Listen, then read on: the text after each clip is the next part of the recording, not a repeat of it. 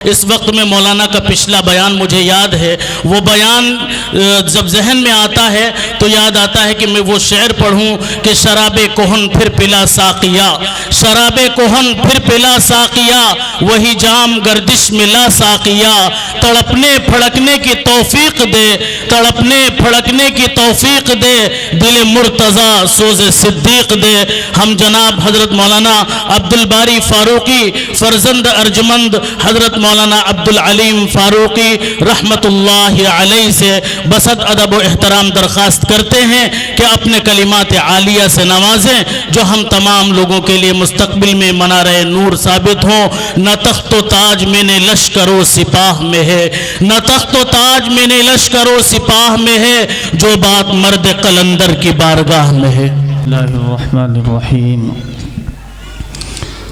الحمد لله نحمده ونستعينه ونستغفره ونؤمن به ونتوكل عليه ونعوذ بالله من شرور أنفسنا ومن سيئات أعمالنا، من يهده الله فلا مضل له ومن يضلله فلا هادي له، ونشهد أن لا إله إلا الله وحده لا شريك له، ونشهد أن سيدنا ونبينا ومولانا محمدا عبده ورسوله۔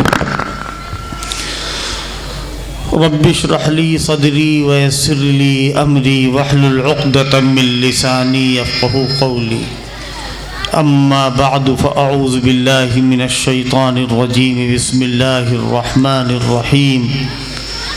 تبارك الذي نزل الفرقان على عبده ليكون للعالمين نذيرا، صدق اللہ العظیم۔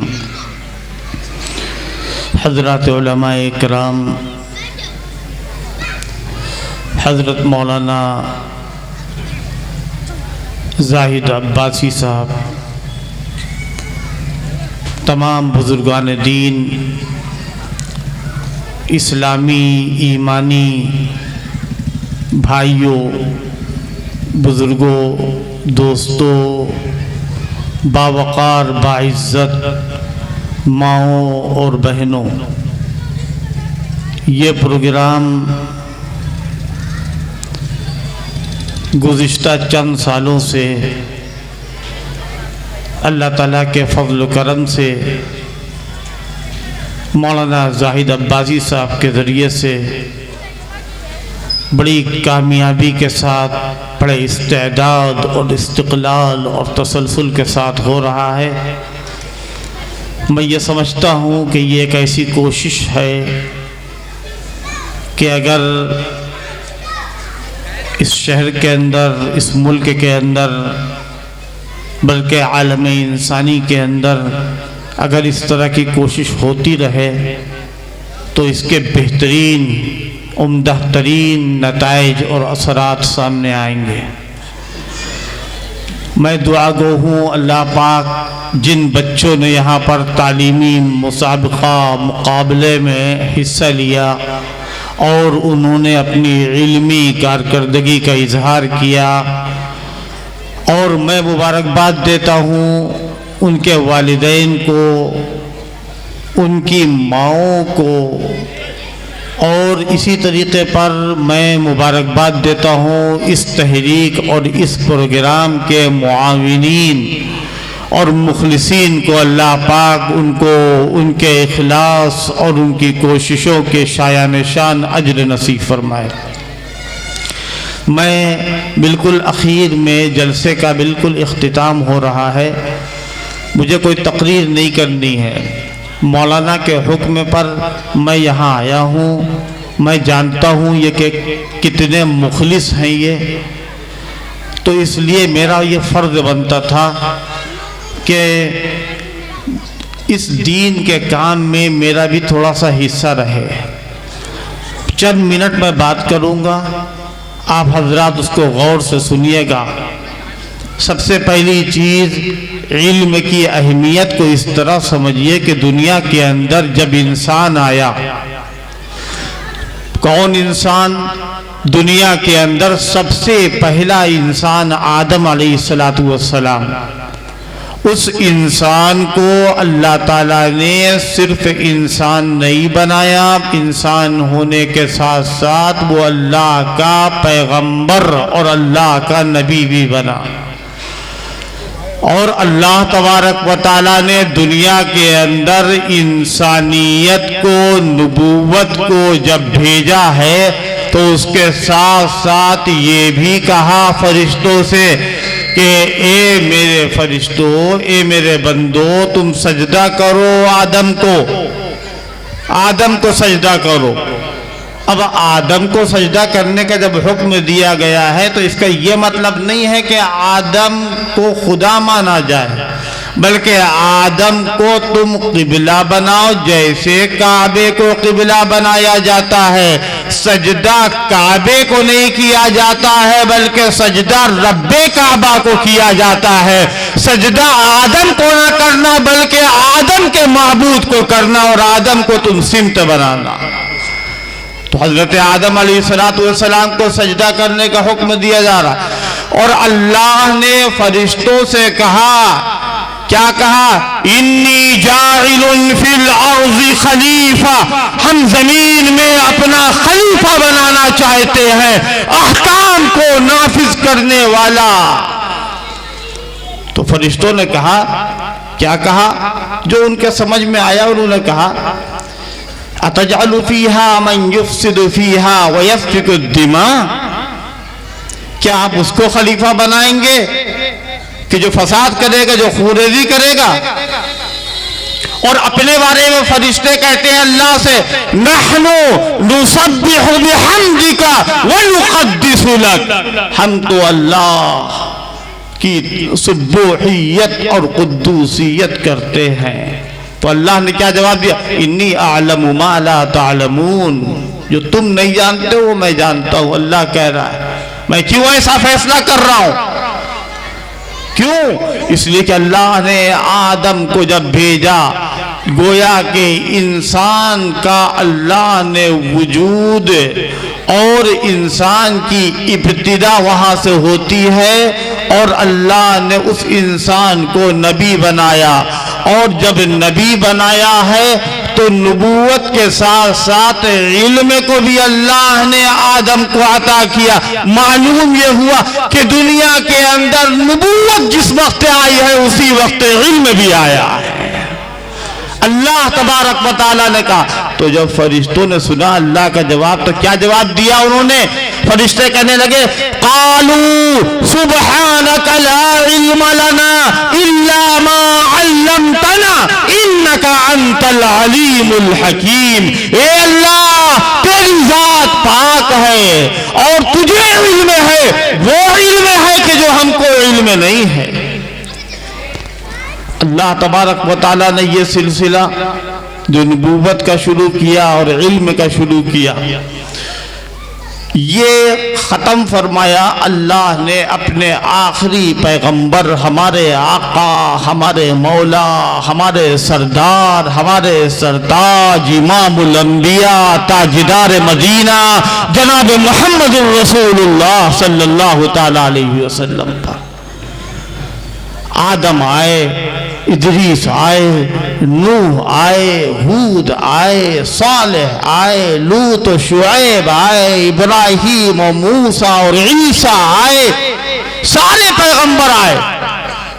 بہت سارے پیغمبر ایسے ہیں کہ جن کے قصے اور واقعات اللہ نے بیان فرمائے، اور بہت سارے پیغمبر ایسے ہیں کہ جن کے قصے اور واقعات اللہ نے نہیں بیان کیے، لیکن وہ سارے پیغمبر ان کے آنے کا سلسلہ چلتا رہا۔ جب جب دنیا کے اندر ہدایت کی ضرورت پڑی اور گمراہی پھیلی تو اللہ نے اس گمراہی کے اندھیرے کے اوپر روشنی کی چادر ڈالنے کے لیے اور گمراہی کو ختم کرنے کے لیے اللہ نے اپنے پیغمبروں کو بھیجا، اور یہ پیغمبری کا سلسلہ ختم فرما دیا آخری پیغمبر پر۔ اللہ کے پیغمبر کے بعد اب کوئی نیا پیغمبر آنے والا نہیں، کوئی نیا رسول آنے والا نہیں۔ جو آدمی یہ دعویٰ کرے کہ میں اللہ کا نبی ہوں، اللہ کا رسول ہوں، اس کا اسلام سے کوئی تعلق نہیں ہے۔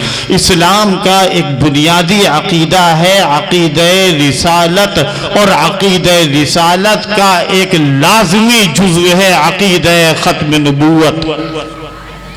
عقیدہ ختم نبوت، کوئی نبی آنے والا نہیں، اب نبی نہیں آئے گا لیکن نبوت کا کام چلتا رہے گا۔ حضور پاک صلی اللہ تعالی علیہ وسلم نے نبوت کا دروازہ بند کر دیا، باب نبوت آپ سے ختم ہو گیا، بند ہو گیا، لیکن کار نبوت باقی ہے، اور یہ کار نبوت کو انجام دینے والے کون ہوں گے؟ کوئی پیغمبر آنے والا نہیں۔ اللہ تبارک و تعالی نے اس امت کی ہدایت کے لیے حضرات علماء کو، ان لوگوں کو کہ جو قرآن اور حدیث کا علم رکھنے والے ہیں، ان کو اللہ نے پیدا کیا۔ یہ اللہ تعالیٰ کا انتظام ہے۔ اللہ تعالیٰ نے قرآن مجید کو محفوظ رکھا، قرآن مجید کی اللہ نے حفاظت کی ذمہ داری لی۔ اللہ تعالیٰ نے جس طرح توریت اتاری تھی، زبور اتاری تھی، انجیل اتاری تھی، صحیفے اتارے تھے، اسی طریقے پر قرآن بھی اتارا۔ لیکن جب قرآن کو اللہ نے نازل کیا تو یہ وعدہ کیا کہ دنیا کے اندر ساری طاقتیں چاہ کر کے بھی قرآن کے اندر رد و بدل نہیں کر سکتی ہے۔ امت پچھڑ رہی ہے، امت تباہ و برباد ہو رہی ہے، اور امت کو اللہ تبارک و تعالیٰ نے قرآن کے ذریعے سے باقی رکھنے کا وعدہ کیا ہے۔ امت کے عقیدوں میں اور عمل میں فرق آتا ہو تو آ جائے، لیکن قرآن کے زیر و زبر میں اور ایک ایک حرف کے اندر کوئی فرق نہیں آ سکتا ہے۔ یہ اللہ تعالیٰ کا وعدہ۔ کیا شیطان نہیں چاہتا ہے کہ قرآن بدل دیا جائے؟ شیطان تو ایمان والوں کے سامنے سے بھی آتا ہے، پیچھے سے بھی آتا ہے، دائیں سے بھی آتا ہے، بائیں سے بھی آتا ہے۔ جب انسان گھر میں رہتا ہے اور گھر سے مسجد کا جو راستہ ہے، نماز کا وقت ہوا، اب اذان سننے والے نے اذان سنی اور نماز کے لیے چل رہا ہے، لیکن راستے میں شیطان بیٹھا ہوا ہے بہکانے کے لیے، اس کے ارادے کو، اس کے جذبے کو، اس کے شوق کو، اس کی کوشش کو ناکام کرنے کے لیے۔ یہ شیطان کا مقابلہ انسان سے روز اول سے چلا آ رہا ہے۔ جب اللہ تعالیٰ نے ابلیس کو راندہ درگاہ کیا تو اس وقت ابلیس نے اللہ سے کہا، کیا کہا؟ وہ کہنے لگا لَأَقْعُدَنَّ لَهُمْ صِرَاطَكَ الْمُسْتَقِيمِ، کہ اے اللہ ہم تیرے بندوں کے سیدھے راستے، تیرے راستے پر میں بیٹھ جاؤں گا۔ لَأَقْعُدَنَّ لَهُمْ صِرَاطَكَ الْمُسْتَقِيمِ، تیرے بندوں کو بہکانے کے لیے تیرے سیدھے راستے پر میں بیٹھ جاؤں گا۔ لیکن جب بندہ راستہ بدلے گا تو میرے پاس اتنی طاقت رہے گی، لَآتِيَنَّهُمْ مِنْ بَيْنِ أَيْدِيهِمْ، ان کے سامنے سے میں آؤں گا، وَمِنْ خَلْفِهِمْ، پیچھے سے آؤں گا، وَعَنْ أَيْمَانِهِمْ، دائیں سے آؤں گا، وَعَنْ شَمَائِلِهِمْ، بائیں سے آؤں گا، وَلَا تَجِدُ أَكْثَرَهُمْ شَاكِرِينَ، اور تیرے بندوں کو ناشکرہ بنا کر کے چھوڑوں گا۔ پھر کیا ہوا؟ کیا شیطان سب کچھ کر سکتا ہے؟ قرآن کو نہیں بدل سکتا، نہیں بدل سکتا ہے، اس لیے کہ یہ اللہ کا ایسا فیصلہ ہے، ایسا فیصلہ ہے کہ دنیا کی ساری تدبیریں اپنی جگہ پر اور پروردگار عالم کی تدبیر اپنی جگہ پر۔ اللہ کی تدبیر کیا ہے؟ اللہ کی تدبیر یہ ہے، اِنَّا نَحْنُ نَزَّلْنَا الذِّكْرَ وَإِنَّا لَهُ لَحَافِظُونَ، قرآن کو ہم نے نازل کیا، پہلے یہ فرمایا، اس کے بعد کیا فرمایا؟ وَإِنَّا لَهُ لَحَافِظُونَ، ہم ہی اس کی حفاظت کرنے والے ہیں۔ یہ ترجمہ نہیں ہے، ہاں ہم ہی اس کی حفاظت کرنے والے ہیں۔ دنیا کی ساری اسلام، قرآن اور پیغمبر، دشمن طاقتیں اور سارے منصوبے اکٹھا ہو جائیں گے، کیا نہیں اکٹھا ہیں؟ آپ روزانہ اخبار پڑھتے ہیں، خبریں دیکھتے ہیں، موبائل کے ذریعے سے پوری دنیا کے اندر کیا کیا ہو رہا ہے اور مسلمانوں کے خلاف کیا کچھ نہیں ہو رہا ہے، سب کچھ دیکھتے ہیں۔ پوری دنیا یہ چاہتی ہے کہ مسلمان نہ رہیں، مسلمان باقی رہیں۔ ہماری جان سے کسی کو دشمنی نہیں، ہمارے مال سے کسی کو دشمنی نہیں ہے، ہمارے گھر سے، ہماری گاڑیوں سے، ہمارے بنگلوں سے، ہماری تجارت سے، ہمارے مال و متاع سے کسی کو کوئی تکلیف نہیں۔ اگر ہے تو اس دولت سے ہے کہ جو اللہ کا آخری پیغمبر حضرت رسول اللہ صلی اللہ تعالی علیہ وسلم نے ہم کو عطا کی ہے۔ وہ دولت کون سی دولت ہے؟ کلمہ لا الہ الا اللہ محمد الرسول اللہ۔ آج دنیا کیا چاہتی ہے؟ مسلمان باقی رہے لیکن اپنی پہچان کے ساتھ، مسلمان باقی رہے مگر اپنی علامات کے ذریعے سے، مسلمان باقی رہے مگر اپنے امتیازات کے ذریعے سے، مسلمان باقی رہے مگر اپنے تشخص کے ذریعے سے باقی نہ رہے۔ مسلمان رہے لیکن کھڑے ہو کر کے پیشاب کریں، مسلمان رہیں مگر مسلمان رہ کر کے وہ شراب پیے، مسلمان رہیں مگر مسلمان رہ کر کے وہ سود خور بنے، مسلمان رہیں مگر مسلمان بن کر کے وہ قاتل و زانی و ظالم و غاصب رہے۔ دنیا یہ چاہتی ہے، دنیا یہ چاہتی ہے کہ تم مذہب اسلام سے اپنے رشتے کو ختم کر دو۔ دیکھیے قرآن، اللہ کہتا ہے کہ اے پیغمبر لن ترضى عنك اليهود ولا النصارى حتى تتبع ملتهم، کہ اے محمد یہود و نصارہ آپ سے خوش نہیں رہ سکتے۔ کیوں نہیں؟ اس لیے کہ آپ اللہ کے فرما بردار ہیں، اور وہ خوش اس وقت ہوں گے کہ جب آپ ان کی ملت میں آ جائیں گے، آپ ان کے دین کو مان لیں گے۔ اور آپ اب یوں سمجھیے کہ اگر قرآن آج اتر رہا ہوتا تو صاف صاف یہ الفاظ ہوتے کہ یہ یہود و نصارہ، یہ انگریز، یہ اسرائیل اور اسرائیل کے ایجنٹ کبھی تم سے خوش نہیں ہو سکتے یہاں تک کہ تم ان کے دین اور ان کی تہذیب میں نہ آ جائے۔ اور آج مسلمان نقل کر رہے ہیں اس کے،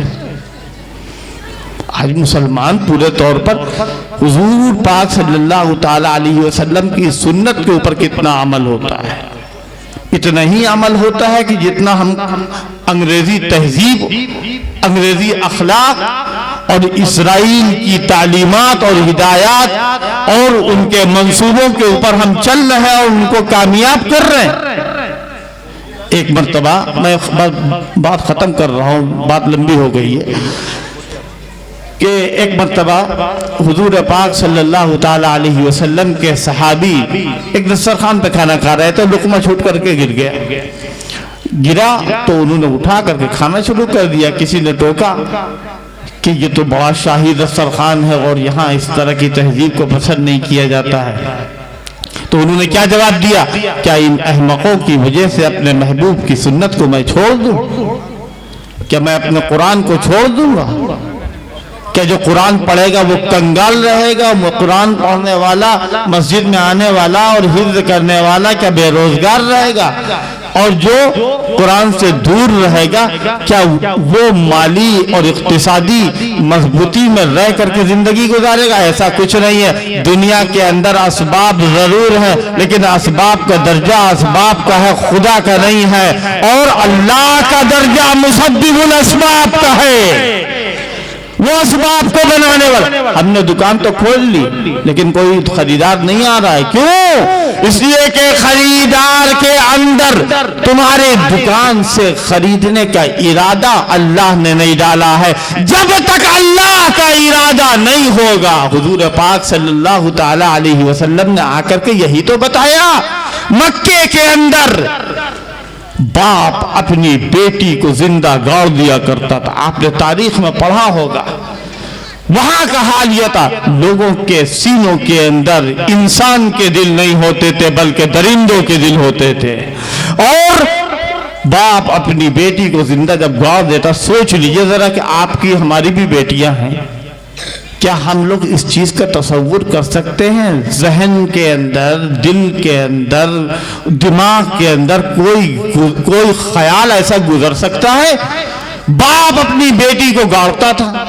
ایک مرتبہ ایک لڑکی ہے اس سے چھپا لی گئی، اور وہ لڑکی جب بڑی ہو گئی تو باپ کے سامنے لائی گئی۔ باپ سے کہا گیا کہ یہ تمہاری لڑکی ہے، اور تم سے کہا گیا تھا کہ تمہاری بیٹی کو میں نے گاڑ دیا ہے، گاڑا نہیں تھا۔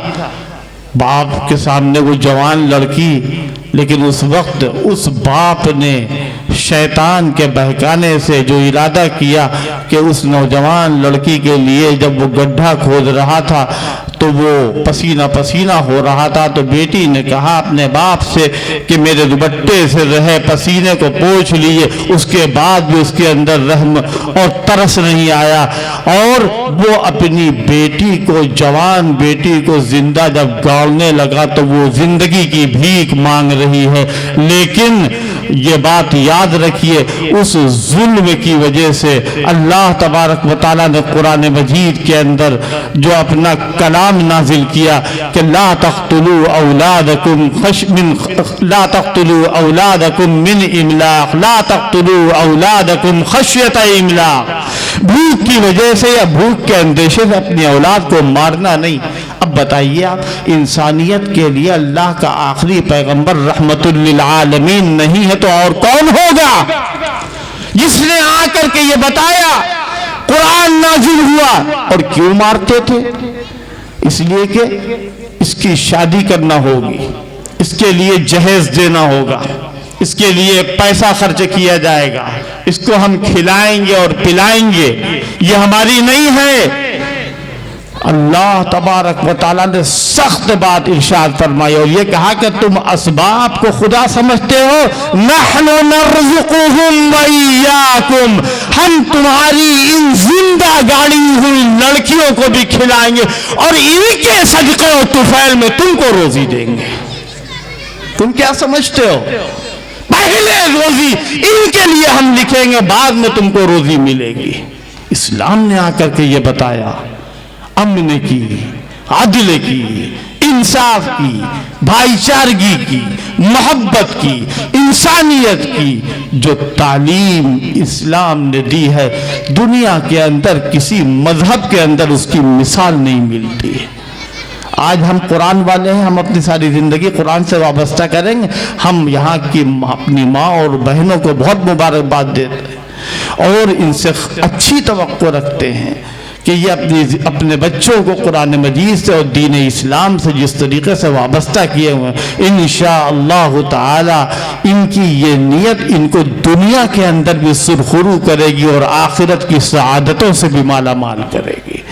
بہت بڑی قربانی ہے یہ۔ اللہ کے جو نیک بندے ہوتے، میں آخری بات کہتا ہوں، اللہ کے نیک بندے وہ کیا دعا مانگتے ہیں؟ وہ یہ دعا مانگتے ہیں، ربنا ہب لنا من ازواجنا وذریاتنا قرۃ اعین واجعلنا للمتقین اماما۔ جو اللہ کے نیک بندے ہیں، رحمان کے نیک بندے، اللہ تعالیٰ نے عنوان قائم کیا، وعباد الرحمن الذین یمشون علی الارض ہونا، یہاں سے لے کر کے سورت کے آخر تک اللہ نے اپنے نیک بندوں کا تذکرہ کیا۔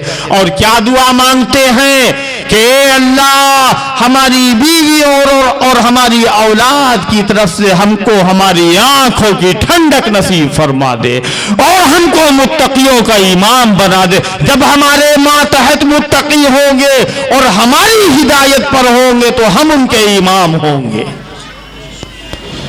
آپ کیا سمجھتے ہیں کہ اللہ تبارک و تعالیٰ دنیا کے اندر مرتبہ یوں نہیں دیتا ہے؟ حضرت ابراہیم علیہ السلام کو جب اللہ تعالیٰ نے مرتبہ دینے کا اعلان کیا، وعدہ کیا، انی جاعل، اللہ نے کیا کہا؟ انی جاعلک للناس اماما۔ اللہ کہتا ہے اے ابراہیم ہم تم کو دنیا میں پیشوا بنائیں گے۔ بہت خوشی ہوئی حضرت ابراہیم، فوراً انہوں نے اپنی اولاد کی فکر کی۔ یہ فکر کرنی چاہیے کہ نہیں کرنی چاہیے؟ حضرت یعقوب نے اپنے اولاد کے لیے فکر کی تھی کہ نہیں کی تھی؟ ما تعبدون من بعدی، میرے بعد کس کی عبادت کرو گے؟ حضرت ابراہیم نے اللہ سے کہا یہ امامت، یہ پیشوائی میری ذریت میں چلے گی؟ تو اللہ نے کیا جواب دیا؟ اللہ نے کہا دیکھو اے ابراہیم، تمہاری ذریت میں دونوں طرح کے لوگ ہوں گے۔ قال لا ينال عہد الظالمین، میرا وعدہ ظالموں کو نہیں ملے گا۔ بعد میں آنے والے یہ کہیں کہ ہم اولاد ابراہیم ہیں، کام نہیں چلے گا۔ بعد میں آنے والے یہ کہیں کہ ہم اولاد اسحاق اور اولاد یعقوب ہے، کام نہیں چلے گا۔ اللہ نسب کو نہیں دیکھتا ہے، اللہ عمل کو دیکھتا ہے۔ اللہ نسبت کو نہیں دیکھتا، اللہ ایمان کو دیکھتا ہے۔ صورت کو نہیں دیکھتا ہے، طریقت کو دیکھتا ہے۔ دعوے کو نہیں دیکھتا ہے، شریعت کو دیکھتا ہے۔ ہم کتنے پکے مسلمان ہیں؟ مسلمان تم کہو گے کہ ہم محمد الرسول اللہ کے ماننے والے اور مت والے ہیں؟ تم کہو گے کہ ہم محمد الرسول اللہ کے چاہنے والے ہیں؟ اللہ کیا کہتا ہے کہ چاہنے سے کام نہیں چلے گا، تم کو آزمایا جائے گا، پگھلایا جائے گا، جھنجھوڑا جائے گا، جیسے بدر میں ہوا، جیسے خندق میں ہوا، جیسے احد میں ہوا، جیسے تبوک میں ہوا، جیسے خالد بن ولید کے ساتھ ہوا، جیسے معاویہ ابن ابی سفیان کے ساتھ، فاروق اعظم کے ساتھ، اصحاب بدریین کے ساتھ، اور بعد میں تابعین کے ساتھ، اور خالد بن ولید اور طارق بن زیاد کے ساتھ ہوا۔ اور انہوں نے جب اللہ کے راستے میں جان دے دینے کا عہد کر لیا تو اللہ نے ان کو سربلند کیا، اور اللہ کا یہ وعدہ ہے کیا؟ انتم الاعلون ان کنتم مؤمنین، اگر تم صاحب ایمان ہو تو تم سربلند رہو گے۔ اس بات کا خوب تہیہ کریے، ارادہ کیے کہ ہم اللہ کے رسول صلی اللہ تعالیٰ علیہ وسلم سے سچی محبت کرنے والے تبھی کہلائیں گے کہ جب ہمارا رشتہ دین اسلام سے پہلے نمبر پر ہوگا، دوسرے نمبر پر نہیں۔ یہود کا رشتہ یہودی مذہب سے پہلے نمبر پر ہے، بعد میں وہ وکیل ہیں، ڈاکٹر ہیں، انجینئر ہیں، پروفیسر ہیں، ملازم ہیں، تاجر ہیں۔ قادیانیوں کا، نصرانیوں کا، دنیا کے تمام رافضیوں کا پہلے رشتہ جو ہے وہ اپنے دین سے ہے، بعد میں دھندے سے، پیشے سے، تجارت سے ہے۔ اور مسلمانوں کا پہلا رشتہ جھوٹ سے ہے، مکاری سے ہے، وکالت سے ہے، دلالی سے ہے، اور سب سے آخری درجے میں جو رمضان کا ایک مہینہ ملتا ہے اور ہفتے میں ایک جمعہ ملتا ہے، اس میں نہا دھو کر کے آ جاتے ہیں۔ کام نہیں چلے گا بھیا، کام نہیں چلے گا۔ کیوں؟ اللہ کہتا ہے کہ تم صرف دعویٰ کرتے رہو کہ ہم محمد والے ہیں، اور اللہ کہتا ہے تلک امت قد خلت لہا ما کسبت ولکم ما کسبتم ولا تسألون عما کانوا یعملون، کہ جن تم اصحاب محمد کا تذکرہ کرتے ہو، تم جس پیغمبر اسلام کا تذکرہ کرتے ہو، ان کا دور چلا گیا، ان کا عمل ان کے ساتھ، تمہارا عمل تمہارے ساتھ، ان کے بارے میں تم سے نہیں پوچھا جائے گا، تمہارے بارے میں تم سے پوچھا جائے گا۔ اللہ پاک ان گزارشات کو قبول فرمائے، ہمیں معاف فرمائے، اللہ اس کو زیادہ سے زیادہ کامیابیاں اور ترقیاں نصیب فرمائے۔ آمین۔ وآخر دعوانا الحمدللہ رب العالمین۔